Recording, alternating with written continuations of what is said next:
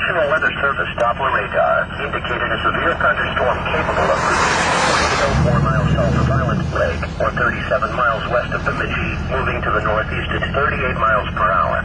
Law enforcement has confirmed a large tornado in extreme northeastern Montgomery County.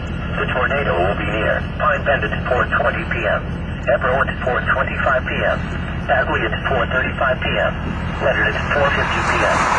In the path of this tornado, abandoned cars and mobile homes for a sturdy building. A tornado watch remains in effect until 10 o'clock p.m. Friday evening for northwestern Minnesota and eastern North Dakota.